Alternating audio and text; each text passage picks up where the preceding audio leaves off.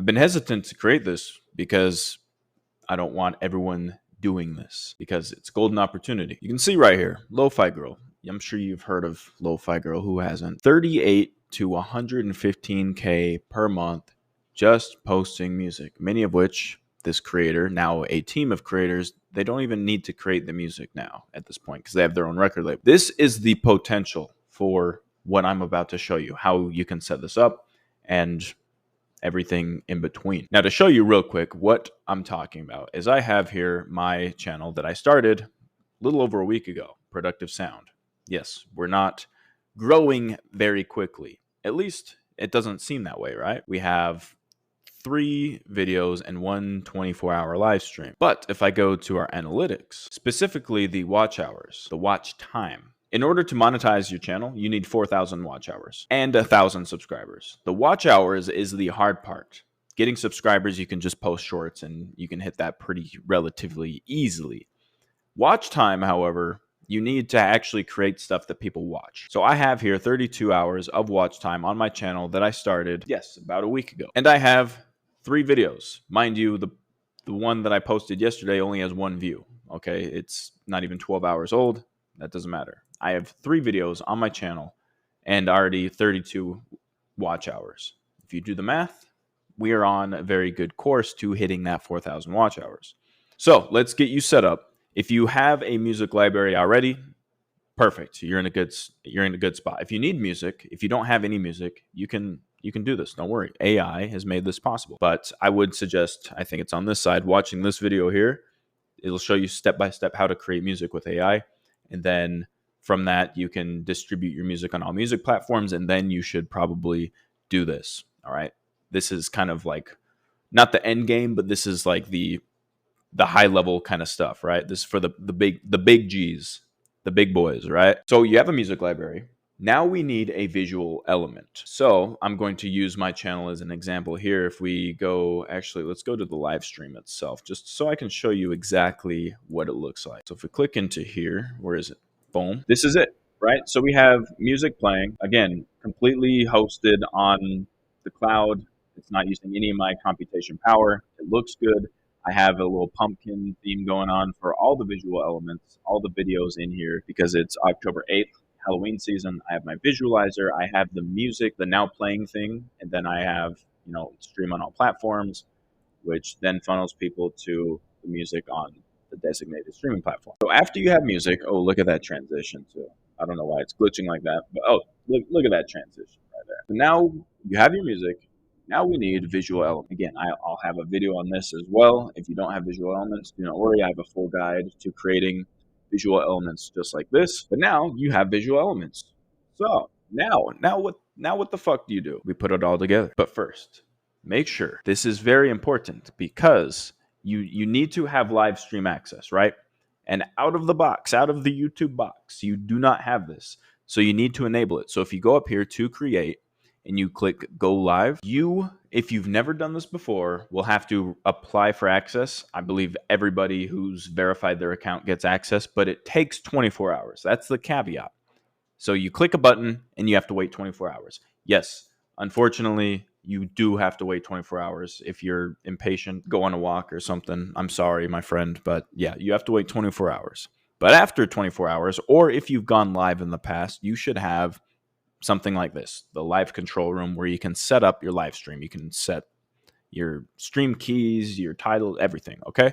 So if you have this, good. We can continue. Again, if not, sorry, see you tomorrow. The next thing that we're going to need to do is go to the link down below, and it's going to bring you to a platform called Upstream.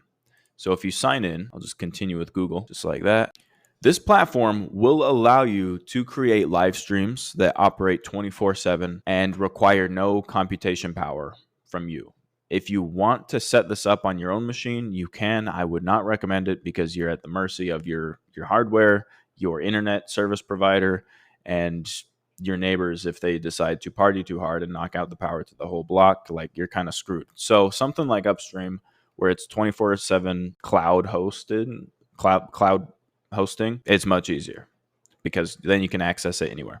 So sign up for the account. You get 24 hours to kind of test it out for free before actually dedicating to paying. If you want to go that route, you can. Obviously, I would recommend just biting the bullet, setting it up, paying for it, and committing to creating consistent content. All right. And we have an entire content strategy in the community down below. But now that we have everything, we need to create a 24/7 stream. So you'll just click right here, create new 24/7 stream.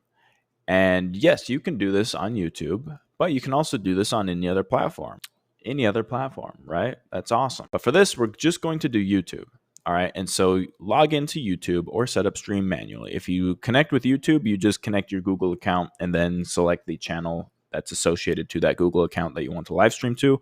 Or you can do manual setup, which is just inputting your stream key, and like they're both easy, but connecting with YouTube's the easiest. So if you click here, continue. So me currently, I already have a stream going and I'm only using one stream currently.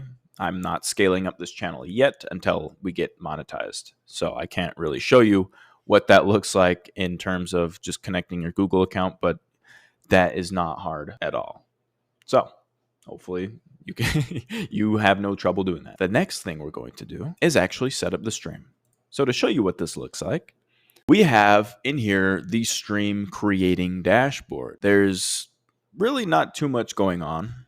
Some of you may be overwhelmed if you're not very tech savvy, but bear with me here. So we have up here video playlist, self-explanatory. This is just where all the videos reside in the stream. Now, to set this up, you just need to add videos to your account. And with the default package, you have a 100 gigabytes, which is plenty. And if you follow the tutorials that I've outlined at the beginning of this video, you'll have a few different visuals, okay? Anywhere from 8 to 16 seconds each. So once you have all your visuals in here, just drag and drop, you can do video playlist order. So you can do an ordered loop. So it will go from 1 to 2 to 3 to 4 to 5 all the way through. Or you can do shuffled loop, which will go from like 2 to 8 to 4 to 10 to 9 to 2 to 1. It'll shuffle it, right? So you can do that. Then you can also manage videos. And then I, again, want to tell you that you should keep this as organized as possible. If you have just a fuck ton of different videos for different seasons of different brands, and like if it's just completely chaotic, you're going to have a bad time. If you know, you know. So keep this organized. You can see I have anime edgy. That's like I have edgy anime characters for the theme currently, but I have regular stream clips, and then I also have the Halloween/October theme. Everything is organized, and again, like this channel's only a week old, so as time goes on, I'm going to have Thanksgiving theme, Christmas theme, spring theme, Easter theme, St. Patrick's, like a ton of different visuals for each season, so it's like constantly being refreshed. So organization is key. Upload all your videos, and then once you do that, the settings here are for these are important. So if you are doing music, again, you don't have to do just music. But if you're watching this, if you are doing music, you want your main channel to be 100% maximum. Okay, you want the music to be as loud as possible because that's the main product of the stream, right? And then the audio crossfade duration is how long it takes for the song to transition into the next song. So I have 5 seconds. So 5 seconds, it'll crossfade into the next song. It's just so it's like a smoother transition. And then we have video playlist settings. I have no audio on here, nor should I have any audio on here. So the channel for the video is set to 0. The video fade type I have it set to fade out. So it just fades. And I have 3.7 seconds. I don't know why I didn't particularly choose that number. I thought I did 5 seconds as well, but yeah, 3.7 seconds. That's good enough. And then that's it. So you'll save it, boom, and then we'll go to the audio playlist. So this is self-explanatory, just the audio that you want to play during your live stream. So as with the music, or rather the video clips, you want to keep your music categorized as well. I haven't done that quite yet because I only have 32 songs, but as time goes on, you'll want to organize things, especially with a channel like mine where it's productivity focused, and productivity is kind of general. It could be like gym productivity, or it could be focused productivity with like studying, or productivity at where like there's a lot that can be done. So organization is key. Do what I say, not what I do in this aspect, because yeah, this shit's not organized at all. And then the next thing is Stream Designer. Actually, I'll go back real quick. We already covered this, but yeah, make sure that you do choose like the audio playlist type. Radio Stream is like a URL address. I've never done anything like this, probably never will. But the audio playlist order, again, similar to the video, make sure that if you want it to be an ordered loop, like 1, 2, 3, 4, 5, 6, etc., make sure it's in ordered, or if it's shuffled, if you want it to just be random, do that. And then, yeah, Stream Designer. This is where things can get really fun. So once your stream is live, you can view it in here, and then you can customize it. So for me, I'll just show you quickly how I was able to create this. This is extremely basic, and I'll include like these image elements too for you guys down below and in the community. But basically, I just have one, if I can click on it, a square block. Okay, just draw a rectangle, just like that. Boom. And then the element opacity, actually change the background color, have it jet black. Then I think I'm at 69 giggity.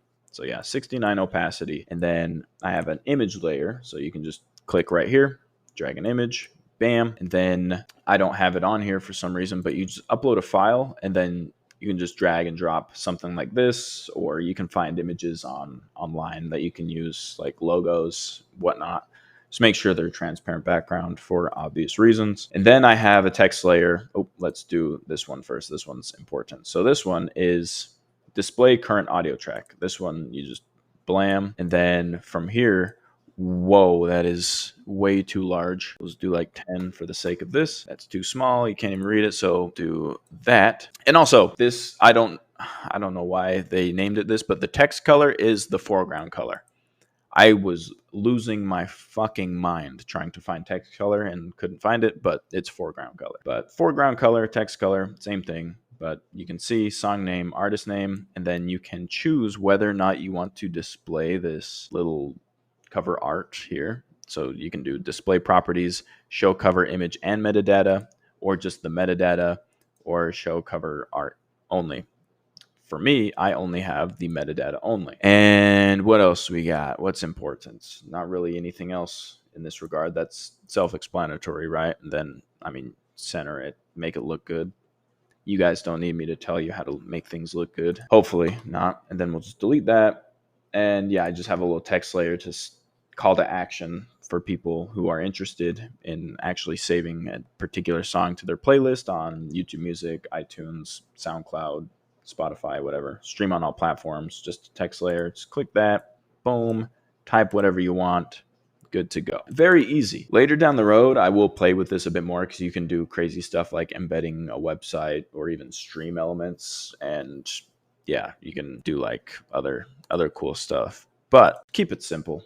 Don't overcomplicate this. Just hurry and create it. Make sure it's nice. But like, spend more time on the visuals and the music rather than making this look good, because this is really all you need, right? People are here, at least for my channel, to listen to music while they work, to be productive. So it doesn't really matter like how fancy it is. And in all honesty, the more flashy it is, the less it actually works as a focused channel. But once you have everything configured just like that, you know, you have your music playlist, your video playlist, you have your stream all laid out nice, you can publish it, or you can save it and then publish it.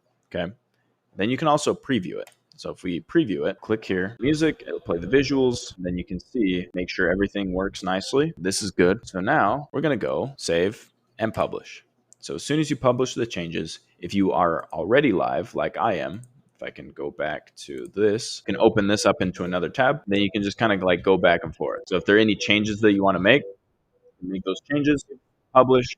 Then you can go back here. There's like a 5 or 10-second delay to see these changes reflect. But yeah, if you want to do it in real time, that's a good way to do it. But my friend, that's the gist of it. Like, it really is that simple. Just create the music, create the visuals, use Upstream, and you're good to go. Now, if you want to take this a step further, make sure you join the RPG community. You get the entire business in a box software to level up your content game, level up your business game, utilize all the AI agents and everything inside, learn the playbook for YouTube and all the other social media platforms, get access to the entire prompt library, not to mention you're in a community of other players in this game of life and business.